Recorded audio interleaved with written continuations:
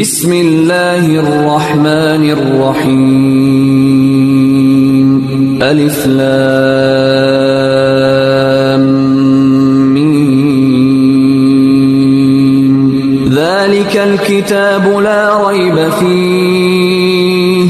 هدى للمتقين الذين يؤمنون بالغيب ويقيمون الصلاة ومما رزقناهم ينفقون والذين يؤمنون بما أنزل إليك وما أنزل من قبلك وبالآخرة هم يوقنون أولئك على هدى من ربهم وأولئك هم